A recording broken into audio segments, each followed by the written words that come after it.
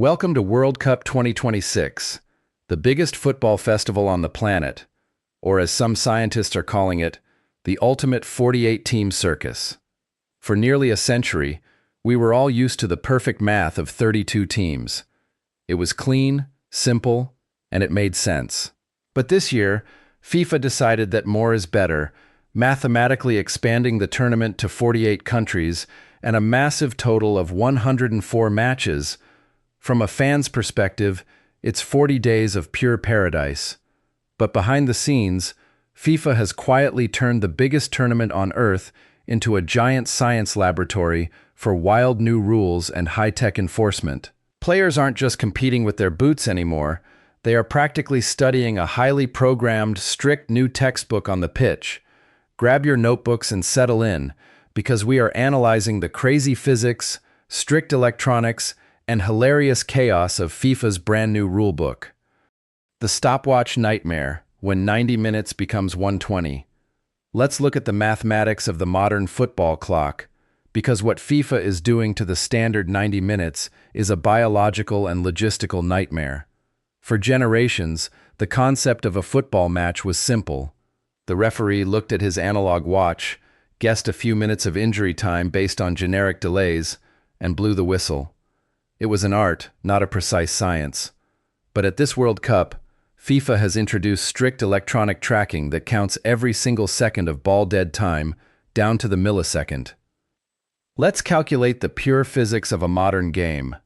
Every time a player rolls on the grass after a tackle, every time a goalkeeper takes 20 seconds to kick a goal kick, and every single second spent celebrating a goal is mathematically recorded by the fourth official's digital system. In a normal match, the ball is actually in play for only about 55 minutes. The other 35 minutes are filled with generic football downtime.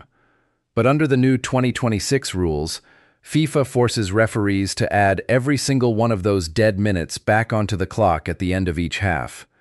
This means a standard match doesn't stop at 90 minutes anymore. We are consistently seeing 12, 15, or even 20 minutes of added time per game. Mathematically, a regular group stage match is quietly transforming into a grueling 110-minute marathon. Let's translate this into real life to see how exhausting it is. Imagine you are working your standard 8-hour office shift. You sit at your desk, you do your job, and you are ready to pack your bag at 5 p.m. But right as you reach for your coat, your boss walks in with a stopwatch and says, "Well, you spent 12 minutes in the restroom, 9 minutes gossiping at the water cooler, and 14 minutes eating a snack. So, you legally owe me 35 more minutes of work before you can leave." That is exactly how a world-class midfielder feels in the 95th minute when he looks up at the stadium screen and sees another 10 minutes flashing in red. The biological data here is genuinely alarming for the players' bodies. Human muscles are scientifically optimized for 90 minutes of high-intensity intermittent sprinting. When you push an athlete past that threshold without warning, the rate of cellular fatigue triples, the level of glycogen in the muscle tissues drops to zero, and the nervous system stops sending fast signals to the feet. This is why we are seeing an unprecedented number of players cramping up, holding their hamstrings, and collapsing onto the grass before the final whistle even blows. For the fans watching at home at 2 a.m., it's a test of patience. For the players on the pitch, it's an absolute physical gamble where science is pushing human stamina to the absolute breaking point. The anti-covering mouth law, when hands become criminal. Now let's talk about the most shocking trending rule implemented at this World Cup, the strict anti-covering mouth law. For decades, every single time players argued on the pitch, they covered their mouths with their hands or shirts to hide their words from lip-reading cameras. It was a universal football habit, but under the brand new 2026 FIFA guidelines, your hands can literally become your worst enemy. If you cover your mouth during a confrontation with an opponent or referee, it is an automatic instant red card. Let's look at the sudden physics of reality. Just days ago, Paraguay's star Miguel Almiron made unwelcome football history against Turkiye. During a standard on-pitch argument, Almiron instinctively put his hand over his mouth while speaking to an opponent. The referee went to the VAR screen, saw the footage, walked back, and showed him a direct red card. Scientifically, FIFA designed this rule to win the war against hidden discrimination and racist insults.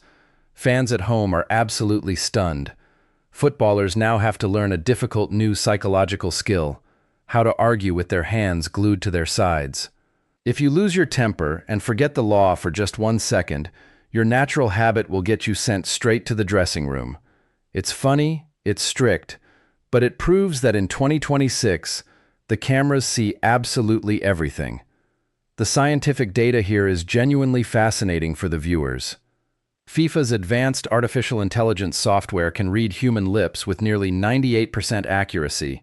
By forcing players to keep their mouths completely visible, the tournament can instantly log and review what is being said in real time. If a player hides his mouth, he is essentially breaking the transparency of the game. For the average fan, this means the drama is completely out in the open.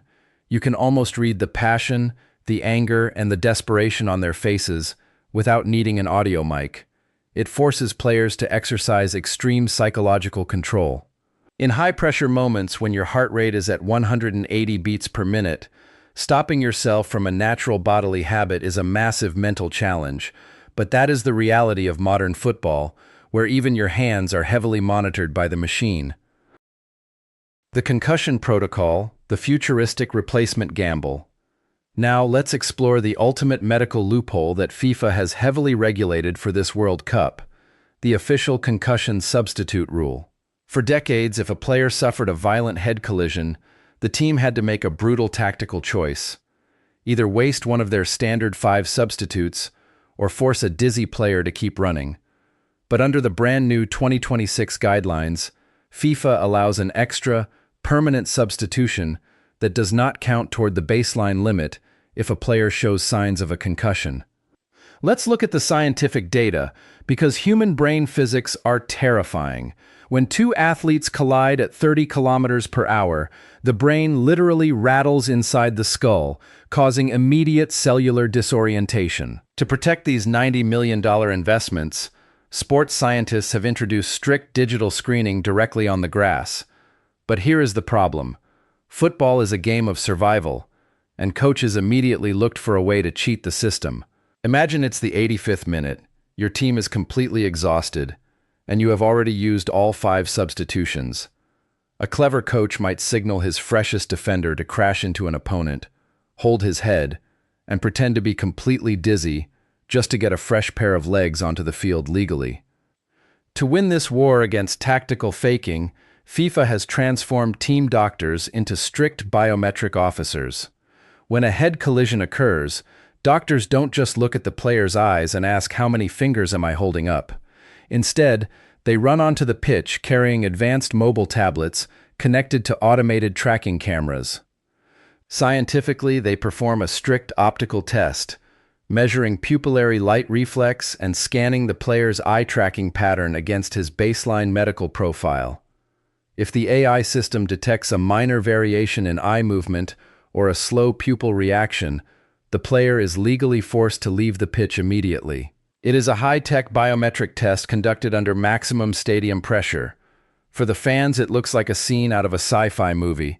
For the teams, it is a strict mechanical barrier that proves modern medicine will no longer allow human biology to be manipulated for a tactical advantage. So, when you settle onto your couch to watch World Cup 2026, remember that the tournament is no longer just a simple test of football talent.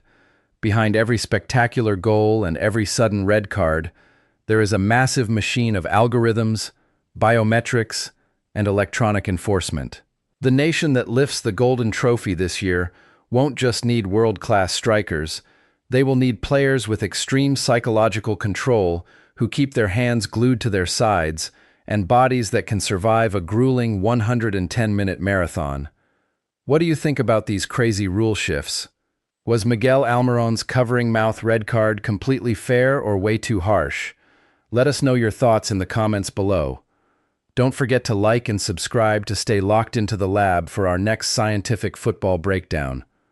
Until next time, keep your mouth visible, your biological clock ticking, and enjoy the madness.